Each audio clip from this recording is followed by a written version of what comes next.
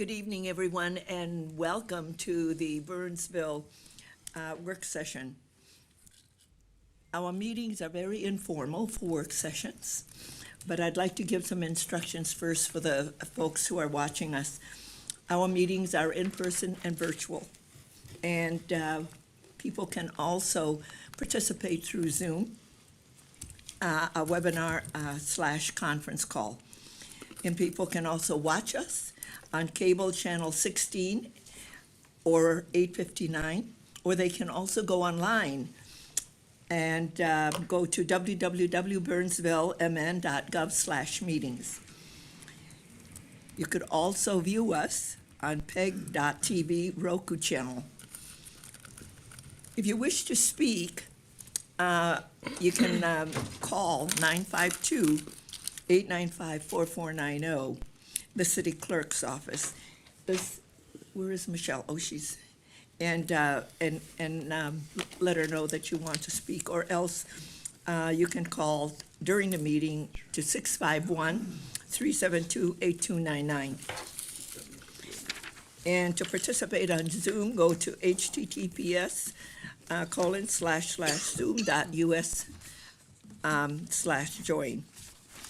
So those are the instructions, and we look forward to hopefully that you're tuning in, and if there's anything we can do, you can find all of this information on our webpage for our meetings. So we go directly to the items on our agenda for the evening, and the first item on our agenda is, you know what, I'm going to have all of us go around the room so everybody at home can see what a great team we have here, and everybody is present. So we'll go to our city manager first. Thank you, Madam Mayor. As I drop my pen, Greg Lindbergh, City Manager. Jenny Rohde, CFO and Deputy City Manager. Kara Schultz, City Council. Dan Keeley, City Council. Garrett Beck, Parks, Rec, and Facilities. Jeff Thompson, Community Development Director. Tom Nobles, IT Director. Mark Ray, Public Works Director. Logan Velocity, Interim City Engineer. Andrew Kirkpatrick, City Manager. Hugo McPhee, Deputy City Manager. Mike Tracy, HR Director. Bethany Brewer, Strategic Initiatives. Tanya Schwartz, Police Chief. Vince Workman, City Council. Dan Gustafson, City Council. And Michelle Collins is our city clerk, and she will be right back. And I'm Elizabeth Couts, I'm the mayor. Here she comes.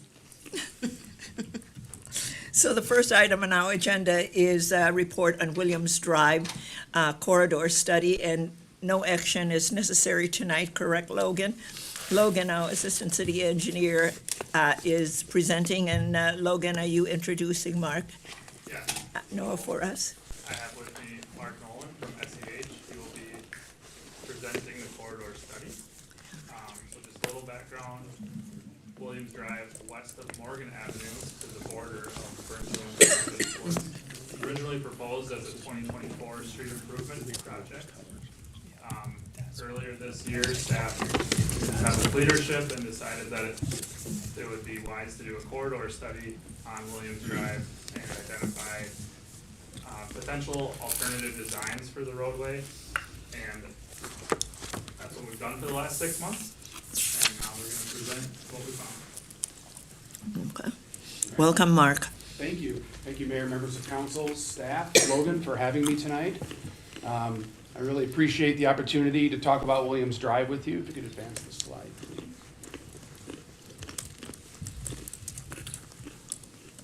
Who's got it? Yeah, someone? Who has the clicker? I'd be happy to.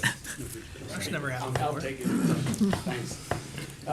Logan gave a brief kind of introduction and overview about the project. A little bit more background with the project is that I realize that residents and law enforcement and others have experienced some poor driver behavior out here, some issues with speeds, difficulties turning onto Williams Drive, and in fact, some drivers using the center turn lane and the shoulders as passing lanes, et cetera. So, one of the key aspects of this project is to make sure we're addressing the safety of the roadway as well for all road users.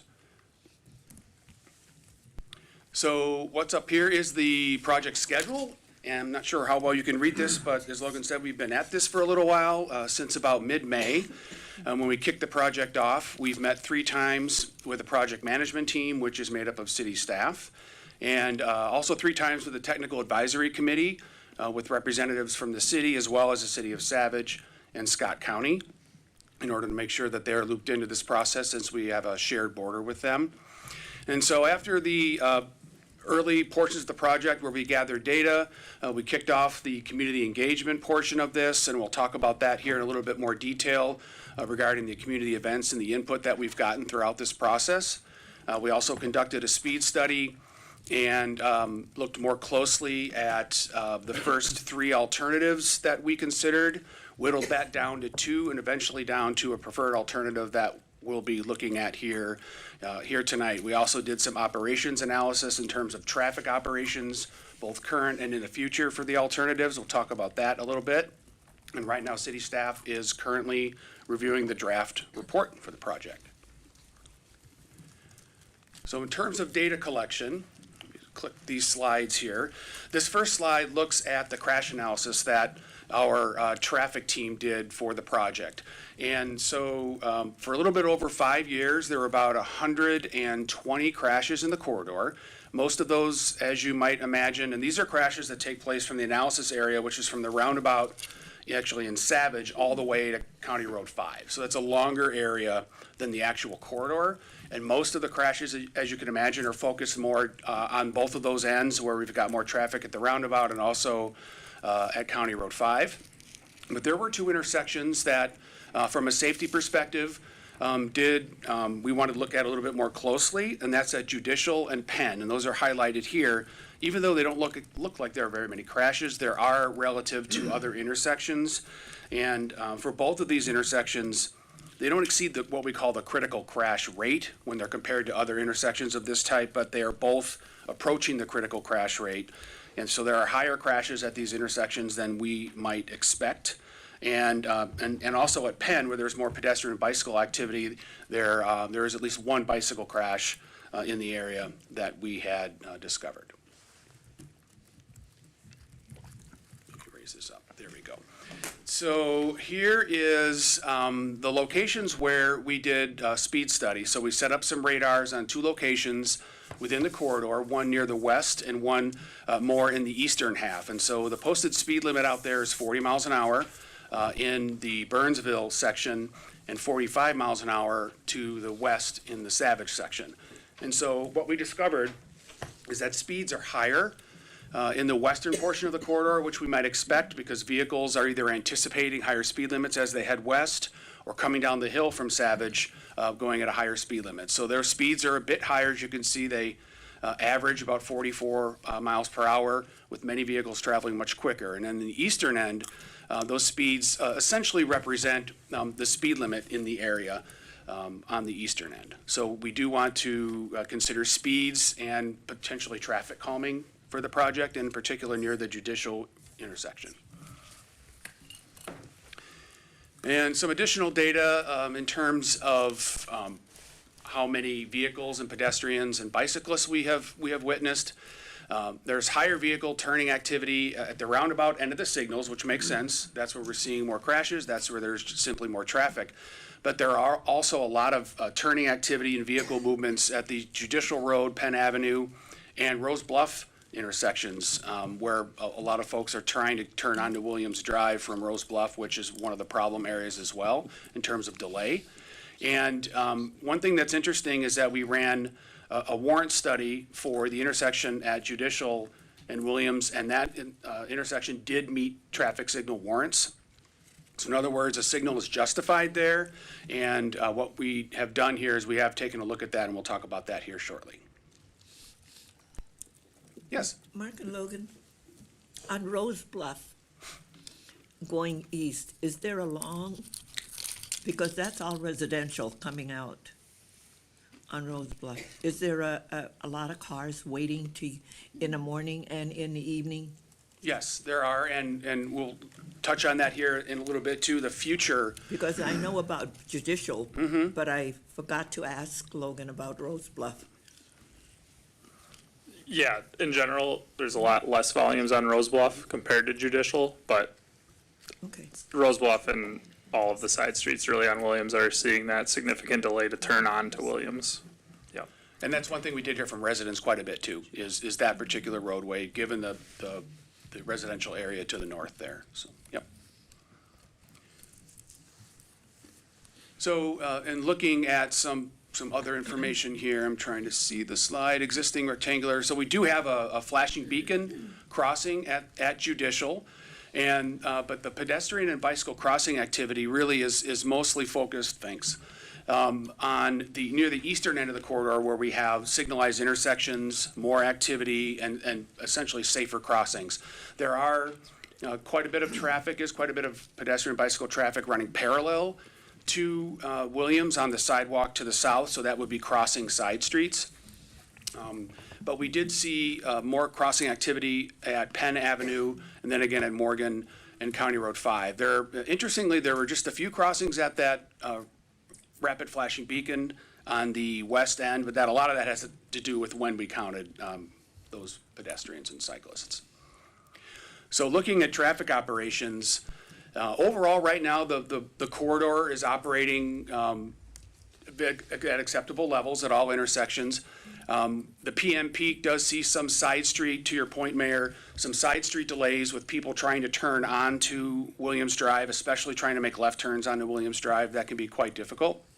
And then when we looked at operations in 20 years into the future for the year 2045, again, most operations are acceptable, but in the PM peak, especially at Judicial and other locations, there's a lot more delay, again, with vehicles waiting to turn onto Williams Drive, which we heard a lot from residents during the outreach component, which we'll get into right now. So we did have a project website where people could obviously get information about the project and take an online survey and an online comment map. Those are obviously closed right now, but we did get nearly 170 folks to participate in the survey and to make comments on our comment map. We had 2 pop-up meetings, in other words, where we set up a booth or tables and get input and information from folks who might not be coming to meetings. Both of those at Party in the Plazas in both June and July. Sandwiched between there, we had an open house where we were in the parking lot of the church on the west end of the corridor. We had about 60 attendees at that open house, got input from them. We'll share some of that in a minute. And then an open house, the second open house in late August, where we had 30 attendees in that same location. So right there in the corridor, we were lucky to have decent weather both of those days and had the engagement vehicle out there for folks to participate. And so the key themes that we heard are some of the things that we've talked about thus far. And this is both the online engagement and the in-person engagement we received pretty much mirrored each other.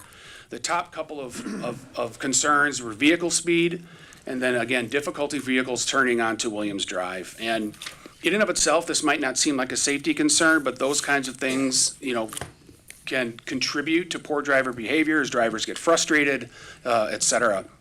And then also lack of safe crossings for pedestrians and cyclists, and then lighting as well. So those are the top concerns that we heard. And this is just a snapshot of that online comment map we had. You were able to put dots and lines on the map and make comments on them explaining what your concerns were or where you crossed the street, what's your walking route, where are the problem areas. We got over 800 views on that map and received quite a bit of information from, located geographically as well. All right, so we will jump into the preferred concept. Right now, the roadway has, the cross-section that you see in front of you is 55 feet of pavement. I know years ago, it was 2 lanes in each direction. It was since reconfigured to the current 3-lane section with a 2-way left turn lane in the middle. It's quite a wide lane and then wide shoulders. Data shows and research shows that with these wide streets, vehicles will tend to drive faster when they feel like there are not a lot of obstructions and just a lot of pavement out there. We do have a sidewalk on the south side as well. And so with the preferred concept, we are looking to narrow the pavement from 55 feet to 38 feet. And so essentially removing those wide shoulders and narrowing up the lanes a little bit. This has shown to have a traffic calming effect. Vehicles will drive a little bit slower. And so the idea here is we would keep the sidewalk on the south as well as the south curb line, and then removing the northern portion of the street and replacing that with a shared use path. So you see on the left-hand side or the north side there is a 10-foot path that can be used by cyclists as well as pedestrians. And what's nice about this is that the entire roadway footprint between the curb on the south side and that shared use path fits in the existing footprint of the roadway right now. So they're very minimal, if any, impacts to properties and right away on the north side of the corridor. I'd also like to call out the fact that we were able to get significant savings in our cost projections for this roadway because we are looking to basically mill and overlay the southern portion of the road without having to completely remove and reconstruct that roadway. And so we would just remove the northern portion of the roadway where the shared use path is right now. I know this is difficult to see, but we'll focus in on a couple of sections here. But this is the entire layout of the road where we're looking at, again, traffic calming, narrowing the road, putting medians where we can get them. So the top section is the westernmost, and the bottom section works towards the east. And I'm going to zoom in on just a couple of sections here a little bit more closely so we can see what we're looking at. And so this section is just west of Harmony Circle. And again, you can see that shared use path on the north side of the roadway. We've gotten medians in, center medians where we could, where we're not restricting any access to any driveways or any roadways. And so that longer median, that's where we're able to get the longest median we can in this layout, is through the curve. There's I don't know if you're familiar with this area, there's a large retaining wall just on the north side of the road there. So this is through that curve, and what this does, it also has a tendency to slow traffic. It's calming traffic. The lane is physically narrower, and so people are generally watch their speeds a little bit. We got a smaller median where we can get them as well. And one thing to note here, again, since this entire footprint fits in the existing roadway, we don't have to, at least at this stage, look at modifying that large retaining wall at all. We're able to fit that shared use path in that retaining wall. And another point inside the retaining wall, another point I want to make about that shared use path or bike facility is it does connect. There are trails on either side of this corridor, so closer to County Road 5 and Morgan, and then again near the church where the greenway runs up and into the park. So this path has the purpose of connecting those routes. Just showing another segment moving east, we're looking at just west of Penn Avenue, where we're seeing a lot more pedestrian crossings at this location. Just again showing that existing 3-lane section where we're maintaining the existing sidewalk. Sidewalk panels could be replaced as necessary, but essentially leaving that there and fitting that 3-lane section in that footprint. So now I'd like to chat about the different alternatives that we considered at Judicial, which again is in front of the church at the west end of the corridor. So the current conditions at Judicial Road, if we were to do nothing, looking at what the future conditions might be like, again, there would be significant side street delay. So that's the northbound traffic coming into Williams from Judicial will experience a lot more delays during the PM peak hour especially. And that basically adds up to poor operations and again, increased delays. We would leave the speed and safety issues unaddressed in this area, as well as pedestrian and bicycle safety concerns, crossing near the church, et cetera. That would also be left unaddressed. So looking at a traffic signal at Judicial, again, this does meet warrants, and this is actually part of the preferred concept as of right now.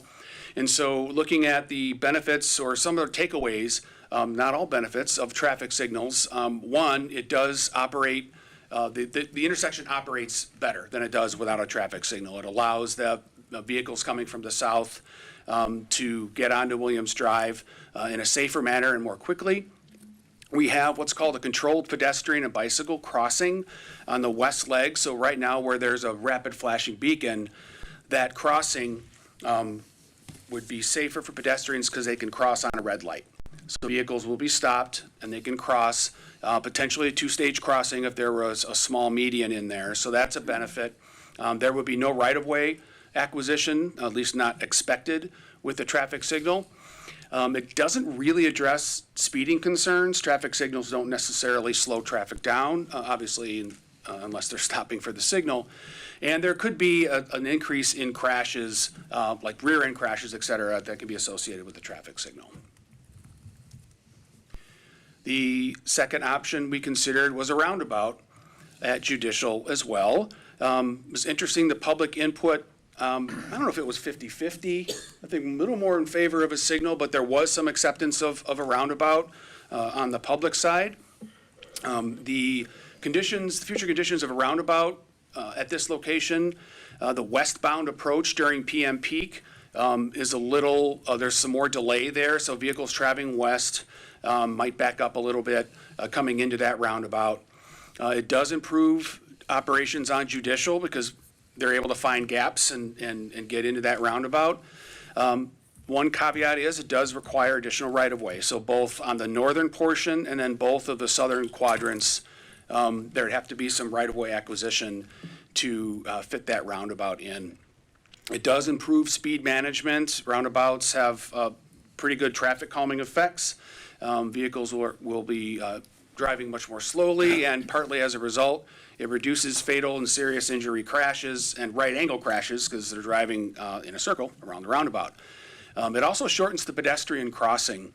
Because of those medians that are built into the roundabout, that west leg there allows a two-stage crossing for pedestrians so they can look in one direction, cross, wait, and look in the other direction, and then cross again. And then an additional option that staff asked us to consider is one where what's called basically three-quarter access. So at Judicial Road, we are looking at here restricting left turn movements from Judicial onto Williams. This option removes that. And then moving the roundabout from Judicial Road to the church entrance. And so what this does, it does force all traffic on Judicial that's heading north to turn right onto Williams Drive. And so if they want to go west, they simply would go around the roundabout and head west. So a little bit more effort there for those folks. And again, this, like the other roundabout, it operates acceptably. There is a little bit more delay on the Judicial Road northbound during PM peaks. And then in the church driveway, the roundabout operates well, pretty much the same as it does when that roundabout is at Judicial, with a little bit of delay on that westbound PM peak. And I'll just add quick, the signal and the roundabout at Judicial Road were both shared at a public open house. This third concept has not been shared with the public yet, so it was developed after the last open house. But Joe on Judicial probably likes this one better than the one that's close to his property, because we would be taking part of his property. That's where he got the petition put together to. Madam Mayor, So this is that's going correct. to help Joe, right? I probably shouldn't speculate, but yes. All right, this is the clicker. Yes. Would you Councilmember. say that this alternate option was created as a result of hearing feedback from the neighborhoods? Madam Mayor, members of the council, I think that, not to steal Logan's thunder, but short answer, yes. It's all a process. I think part of the benefit of a study like this is we really have the opportunity to dig deep with the geographically near neighbors and talk about impacts. And I think it's a good example of staff and our team coming up with creative solutions to feedback that we hear along the way. Also a good reminder that this is just that, both for the council's benefit and for the community. This is the completion of a study. We'll be talking about funding and potential funding gaps and timing here towards the end of the presentation, but a good reminder to the community that this is just the start of the process, right? As we take these ideas and think about bringing them to life, there'll be more opportunity for the community to give feedback and to be engaged in the process. But what's nice is that we heard from the community, over 800 Well, there were over 800 views of Views the online map. of the concept. Right, but we did hear online from about 170 folks, and that did not include it was about 90 or so that came to. Correct. The open houses and the 200 plus that were at the pop-up. But it's events. nice, what we're doing is that we're listening to the community, that's what this is all about, and that's that whole engagement piece. And so when we find out that it's, people don't like how it's going to impact their property, you looked at a different solution and keep traffic moving in both directions. Exactly. Good work. All right. Great. So this is kind of a technical table slide, kind of summarizes what we were just discussing. It has all of the options, including the no-build option on the left, and then the different directions. This is at Judicial Road, again, that intersection on the right. So that red F you're seeing is if there's no change to the way that intersection operates. Eventually, that northbound traffic on Judicial will see some significant delay. And then the two yellow areas are at both roundabout options, that westbound PM peak delay at those locations as well. Otherwise, everything operates at an acceptable level. So here, we've got some cost estimates. Again, these are planning level cost estimates, very high level, but they are based on the layouts that I've shown you here tonight. And these numbers reflect 2026 construction, so they're inflated for 2026, along with a little bit of a contingency on that. And so that top row is the preferred concept. It's the one that we looked at with a signal at Judicial. It's about $3.2 million cost estimate. And then below that are some comparisons, right? So if it were just a mill and overlay, as it was originally planned in the CIP for this year, it would be about half, 1.6 million. And if we were to do the preferred layout with a roundabout at Judicial, cost goes up, as you might expect, 3.5 million. And then with that three-quarter access, that sort of larger median roundabout combination, about $4.6 million. And Why is that more expensive than the roundabout on Judicial? well, essentially because we're moving the roundabout to the church and then adding the intersection modification at Judicial. So there's some additional construction would have to happen there. Yeah, Yep, but and we're then- not taking any property. Logan? Correct. Any potential right-of-way acquisition with the Judicial roundabout was not factored into this cost estimate.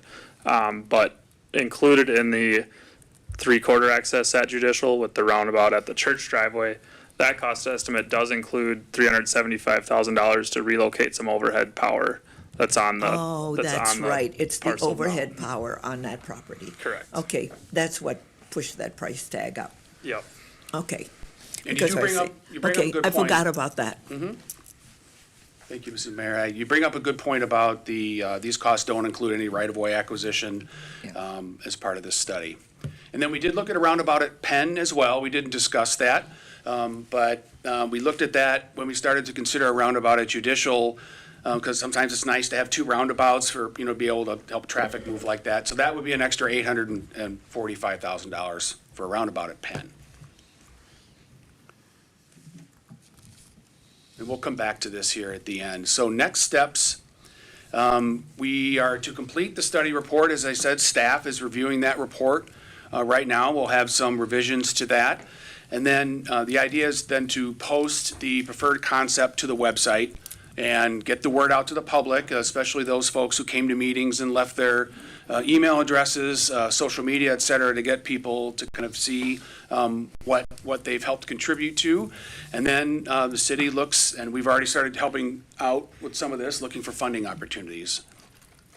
And so we'll put this slide up. I don't know if you want to touch on this one, I Logan? can kind of talk about this. Yep. So we currently have $2.4 million identified for funding for the project. So that's $2.1 million in municipal state aid funding, and then an additional $300,000 in storm utility funds that were identified for the relocation of storm sewer as needed with this reconfiguring of the roadway. So each of the three concepts that we touched on there, particularly on what we could do at Judicial Road, those are broken down, and then we have a column showing that funding gap of $2.4 million versus our estimated costs.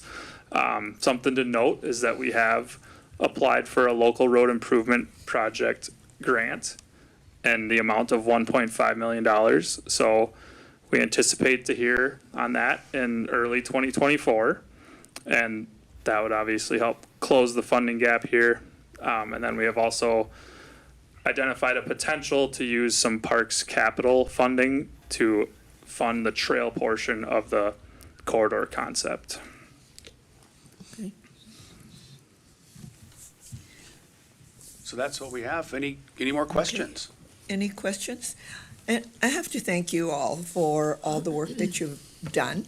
I like all of the engagement work because it really brought our community together to really look at this road and how it affects them, because you had a lot. You had 2 pop-ups at the church parking lot where this is taking place. And so we heard from the community, and you made some adjustments. I forgot about that power line. That's the reason why we have that big open space. It's because of the power line XL. Correct. Yeah. And unfortunately, they were there first, from what I can tell, so. Yeah. And great work in looking into some grants. There's still, I don't know how much money is left in the bipartisan infrastructure bill. And the reinvestment fund also is available. So maybe having some discussion with the federal government around all of that and getting some assistance, their technical assistance, and making sure we get a really good application to get funded. Yeah. But Madam Mayor, members of the council, it's always a priority for us to be creative around alternative sources of revenue, so we certainly Yeah. will continue to do that as we look at the many needs that we have across the community, including this project. yeah, and so thank you for already making application for those other funds. So great work. I don't know, anybody have any other thoughts?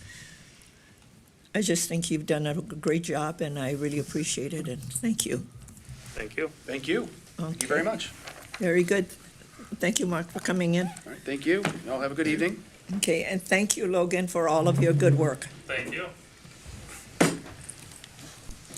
The next item is the organizational analysis update, and this too is an update and doesn't require any decisions. Bethany Brewer, our Strategic Initiative Director, is presenting. And you got your clicker? I got the clicker. Got it covered. Yeah. All right. Good evening, Mayor and members of the council. I'm excited to be here to talk a little bit about our organizational analysis and the update that we've done to it for 2024. As you probably recall, we started the organizational analysis back in 2022. And at that time, it was really a staffing plan, was what it was, right? Really intended to make sure we had the right folks in the right places at the right time to best serve the community. And that's helped us as we've informed the 2022 or 2023 and 2024 budgets. And as we've gone into the 2024 budget, we've really reimagined the organizational analysis to be more of a comprehensive look at how we staff the organization and how we pay people, and again, tied into how we best serve the community. So it's really become, rather than just a staffing plan, it's really become kind of a comprehensive look with three important interrelated components: staffing, compensation, and service. And so I just want to tell you a little bit about how we've reimagined that this evening and what each of those will look like now and into the future. You can really think of this as any one of the other studies that we have that inform your budget process. So the intention there is to continue to be well informed with data to help as we're making recommendations for how we're serving the community. So because it's a study, some important things to tell you just a little bit about how we've designated some of the data and the information that you'll see in the organizational analysis moving forward.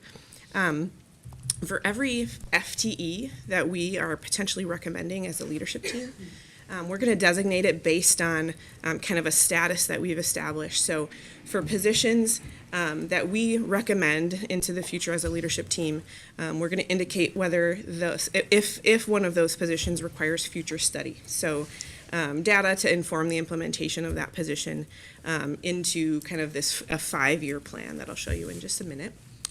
And then some positions will be potentially designated then as future funding. So if there are positions that have already been studied, but then that we need to come back and say, what are potential funding paths if the council would consider implementation of positions that we're recommending into the future? What are the funding paths there? Similar to how we inform the CIP and things like that into the future. So the first thing I'll show you here is actually the 2023 organizational analysis. So looks exactly like what you saw in 2022 to kind of inform and was incorporated as part of the FMP and the non-binding resolution that you all established last year.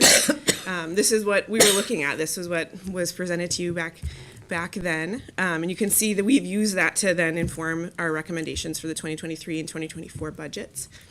I mean, you can also see we have some out years, so I've highlighted them here. Our out years of the org analysis here, the 2025 and 2026, we're going to use those and we're going to balance to that moving forward.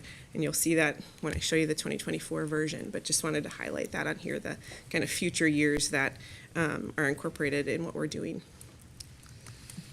So this is the 2024, how we've reimagined. Like I say, this is a 5-year plan. It's a study meant to inform and help plan out the budget process and our staffing process. So you'll see again, we have the 2025, 2026, kind of our next immediate years that will balance to. And then you can also see we have some positions recommended by our team that have been designated as future study. We'll need studies and data to help inform those recommendations and how those positions would potentially meet the needs of the council and the community into the future. And then our future funding, it's just a great example here. The line there in police, as you recall back in September, the police department completed their staffing study. And so those positions have been studied and just, we'll come back to you, actually are planning to come back to you and talk a little bit more in January and February about potential paths for those, so they're designated as future funding. So like any plan, where it's a 5-year plan, our most immediate year, that 2025, is going to be our most certain. We don't have positions in 2025 that are identified as future study because those are really more ready for us to help inform the budget as we get going with the 2025 budget early next year. So that's kind of the staffing component and what you'll see and what we'll update year in and year out as a team to help inform our recommendations to you for the budget. Just the other couple components in here, I mentioned our compensation plan is now being incorporated as part of the organizational analysis, which just gives us an opportunity to make sure we're looking at it regularly year after year. It's our strategy to lead the market in compensation, as we've talked about, right? Looking at that 75th percentile in our market to make sure that we're attracting and retaining the best talented people for the city of Burnsville. And there's 2 parts of our compensation strategy that'll be assessed each year as part of the organizational analysis. It's really our market competitiveness. Is our strategy working, right, to make sure we're leading the market as we go? And then our internal alignment. So are things like our job descriptions and our job evaluations staying up to date as part of our total compensation strategy. And then our last component, one I am really excited about in what we're doing in Burnsville, I think that makes us unique, is our service inventory. So what it does is it's really intended to share with the council and the community what are all the ways that we serve the community in alignment with the council's strategic priorities. And so it's part of our organizational analysis because, right, we want to make sure that our staffing and our rewards and compensation are ultimately connected to how we serve the community. And so our plans into next year are to continue to evolve the service inventory, to map our service to our jobs, to make sure that we're really continuing to inform our recommendations to the council for your consideration in the budget process and things like that. So there's going to be a clear connection between how folks are serving the community, what their roles are, how they're being compensated through the organizational analysis. So I'm excited to do more work in this as we move forward. So that's really meant to be just an update for you on how we're reimagining this study as part of kind of your budget process and again, in our service to the community. So our plan from here is some conversations with you in January and February to talk about those positions that I highlighted there at police and thinking about potential funding paths for those ones as we think about the 2025 budget. But other than that, that was all the update I wanted to share, and I can stand for any questions. Really great work that you all have done. So thank you, because this report is very comprehensive and also a lot of details. So I looked at all of the different functions within all of the different departments and how a lot of the goals and objectives are shared between all functions and all departments. So that truly is a great model that we have. So I'm truly grateful for the work that you all have done, because when you look at it, it just really gives us information that I've never had before. And this is very transparent. So Greg, Bethany, and the leadership team, thank you very much. I don't know, anybody have any other thoughts?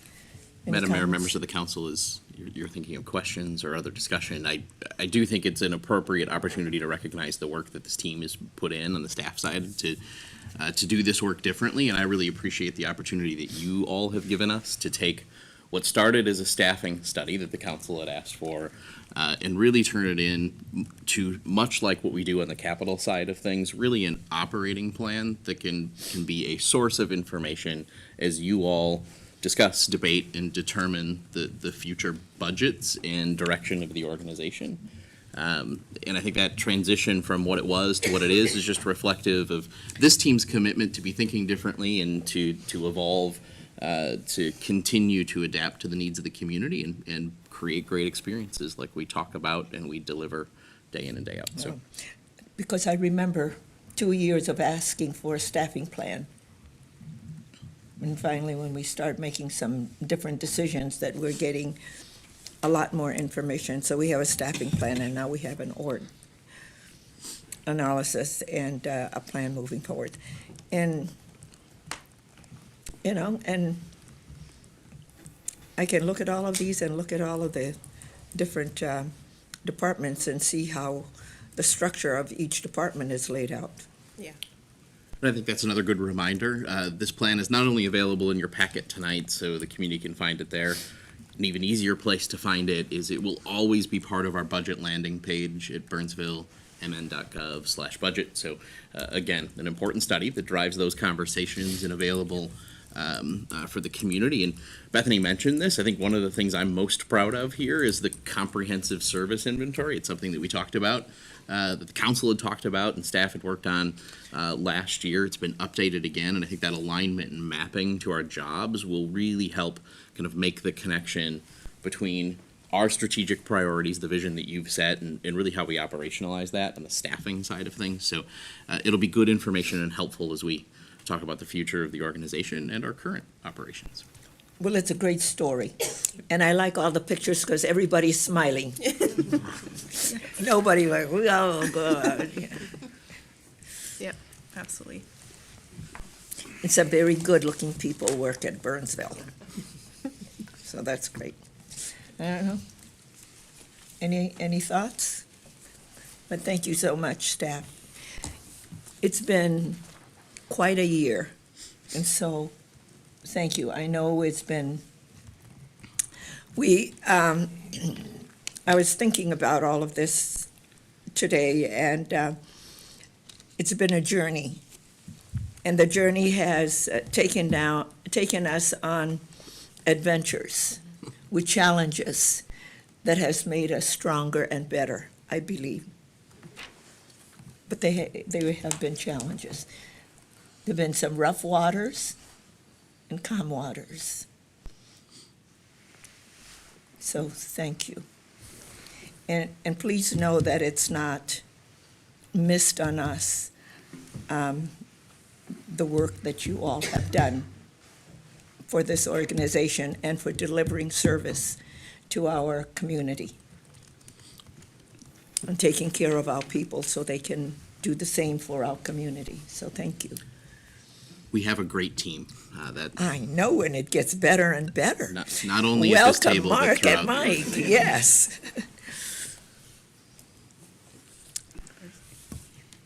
So, yeah, for our community, we need to say we are so proud that we've got Mark joining us as our Public Works Director and Mike joining us as our HR Director. So, thank you. So, thank you. Okay. Okay, the next item on our agenda, so thank you, Bethany, is the council assignments. Michelle? Thank you, Madam Mayor. I've given you a handout. This indicates the existing council assignments for 2023. And the council's direction has been that we will go over the assignments at the December work session, and we are here now. We have done some updates to the staff portion of it, especially with our new people coming on board. Councilmember Workman, do you want to have any changes to your assignment? I do not. Okay. I Councilman? like my assignments, but if we're looking for someone for Minnesota Valley Transit as an alternate, I'd be happy to put my hat in the ring on that one. I can put that into a little context. I think that Jeff is the staff liaison for that, and he thought that they expected an alternate. Is that correct? They expected there to be an alternate, so we put that on there as an option for the council to consider if Councilmember Keeley could not make it there. My Wednesdays are free, the citizens group's kind of done right now, so. So Councilmember Gustafson wants to be the alternate. I'm okay with that. Are you okay with him being the alternate to MBTA? Yeah. Go for it. That was nice of Mark to jump on the MSP Noise Oversight Committee right out of the gate. Well, we had a great mayor and council, we had a great conversation at our last leadership team meeting. Unfortunately, Mark wasn't there. So, Feels like That's what I thought it's a happened. bit like hazing, Greg. in all seriousness, actually, as we were onboarding Mark and I had talked about his interests, and this was one of the areas that he was interested in. So he volunteered himself. Well, you and Hugo will do a great job with the Noise Oversight Committee. Looking forward to learning more and serving the city. We hit that flight path again. I've done my share of working with the FAA and MAC and all of that, so it's good to have others do it. Mayor and Okay. council, to that point, and Michelle mentioned this earlier, but we did our best on the staff alternate side of, or the staff liaison side of things, to identify alternates to make sure that there was a staff presence, not only to support you, but to make sure that we were representing the operation well. So Yeah. you'll see, as applicable, the leadership team here has suggested alternates to support those primary liaisons. Yeah. And there's no need to have a council member on the noise oversight. I don't think it meets as often that it did at one time. That is correct, Madam Mayor, members of the council. Hugo has taken this group for the past year, so I can turn it to him. But our status on that group, it is just an operational role Yeah. in terms of how our city is Yeah. represented among that group. So when that north-south runway opened, we met every month. But I don't think of late, in the last 5 years, the Noise Oversight Committee has met on a monthly basis. Is it on an as-needed basis? Madam Mayor, Council, there are regular meetings. Sometimes it's a smaller subgroup of the larger whole.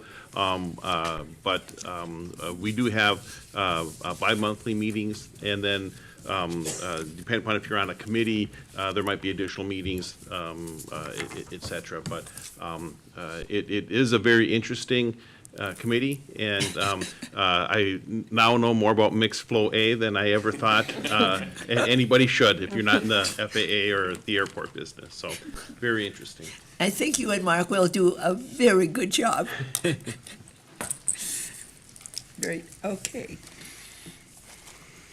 Kara, how about you, Councilmember Schultz? I am fine with what I have, but I'm also fine to switch, so anyone wants any of my delightful ones or wants to swap, you let's want do it. Do you want PNRC back? How are you doing? Oh, I don't care. What are you gonna take of mine? Are you, how do you, You wanted to swap planning and parks back. Yeah, I'll swap with you. oh, with being the liaison for Yeah. the, okay. Yeah, I'll take parks back and you can do planning. I'll keep economic development. But, Kara, how about housing and economic development for the league, LMC? Do you go? to For those? which one? Policy committees. It's a policy committee for, The metropolitan agencies, is that No. the one you have? Metro City. oh, I thought it was LMC. No, it's Metro Cities. No, I think I'll just stick to what Hugo and I have. If there is, speaking of those policy committees, if there is a council member who is interested, we in the past, Michelle, as I understand it, had not identified an elected official for the league's HR and data practices committee. Yeah. We are going to make sure that our HR director on the staff side is representing the organization operationally on that. If there's a council member who is interested in HR and data practice related issues in local government here in the state of Minnesota, we'd be happy to have an elected official. Do we Join. have anything on LMC on economic development? I thought there was at one time, because way back when, I've been around a long time. Can you check, because if they have that policy committee at LMC, I'll, Mayor, yeah, oh, yeah, Jeff. it's actually, it's the top one. It's called Improving Local Economies. Growing local. Oh, okay, That is- do you I'm go already- to that? Yeah, I'm already on it, yeah. Okay, all right. So that's what they call it. Do you want improving fiscal futures? No, you stay with it.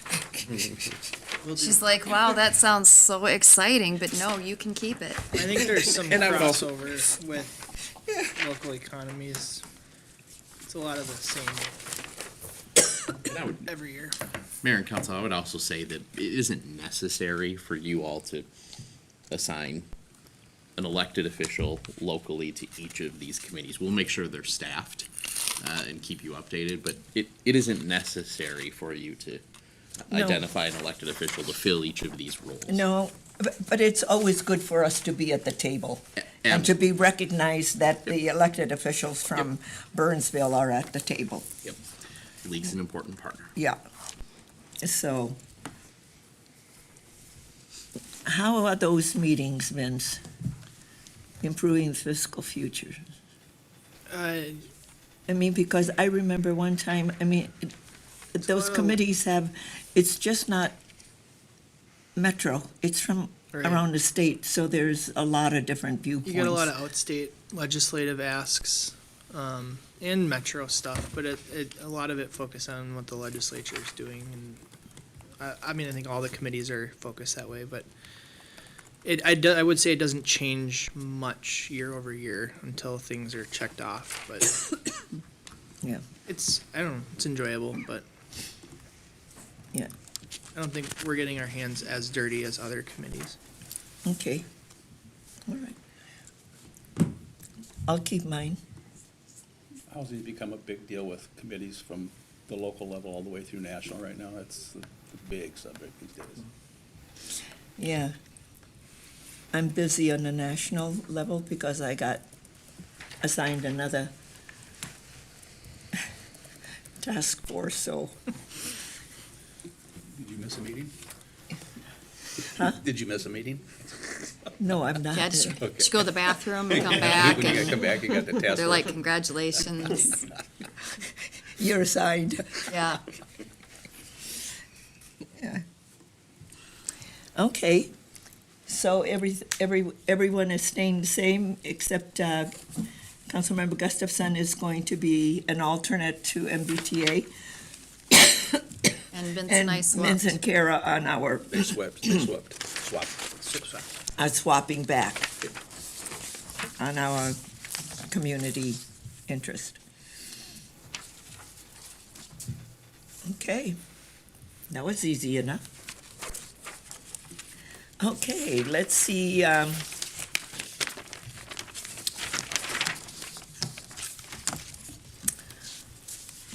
reports. Vince? I have nothing of note. Experience Burnsville, our next meeting's December 20th. It's our end of the year meeting, so. Okay, Kara? I have been sloughing because I am still recovering, so apologies. I have nothing to report, and I have not done much. I have nothing to report because some of my committees are quarterly and, oh, hey, Greg, how did our MLC meeting go? Did you go to the board meeting? Because I was in Dubai. Madam Mayor, members of the council, I did not attend the most recent board meeting. Okay, so nothing to report. Nothing to report. I do have one update. And Keely isn't here, so Exactly. Hey, I we- saved 20 minutes. We're gonna be done before 7 today. I mean, I can keep us if you want. One thing, just real quickly, on your December 19th agenda, there'll be a regular item to discuss for your consideration. 3 minor changes to the Experience Burnsville agreement with the city. The board chair and executive director came to the city and asked for consideration on some timing on budget, audit, and ultimately kind of calendar management. And Jenny and I had the chance to meet with both Amy and Skip. We absolutely agree that their requests make sense, and we'll bring that to the council for your consideration at your next regular meeting. Okay. Amy will join us for that as well. and we're dressing up for the meeting, right? Like, I'm not going to be the only one wearing a Rudolph bib. Oh, I I will, think we just Wearing a discussed it. Rudolph bib. oh, are we doing Christmassy thing? I think we should have a little fun with The it. suggestion Okay. was just Madam made. Mayor, you know what Do I you have at my still, house? do you still have I the, just pulled them out just the other day. Since the early 2000s. we started wearing these I get the mistletoe. reindeer All right, thingies. let's do it. Houses of What did we three. just agree on? So, You're gonna wear a funny hat. well, Vince, you and I are going shopping, apparently. No, I That's what we agreed on. have like 5 or 6 hats, I think. I'll Yeah, count 'em when I because get home. it was Teresa. Yeah, Teresa, they have mistletoe Teresa, the and one who brought antlers all and of that stuff all kinds of in. different stuff. Might And have a she Christmas says, tie. It looked really good on Charlie Craig when he wore his. Just go get that No. Macy's and get a tie. so I'll bring it. I can wear red. All right. All right, Okay, challenge accepted. so, So no coat, no Hey. tie again? Is that what I heard? Ugly sweater. but we go back to Ugly it. sweater would be fantastic. Please Perfect. wear an ugly sweater.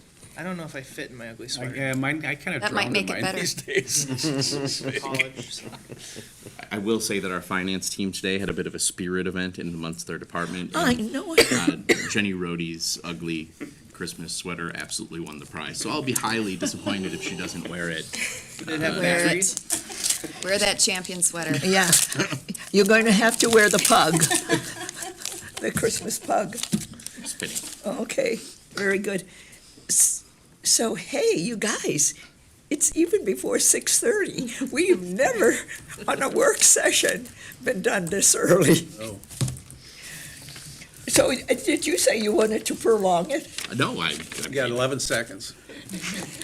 you better adjourn this thing, Mayor. We are adjourned by acclamation. Thank you, everybody.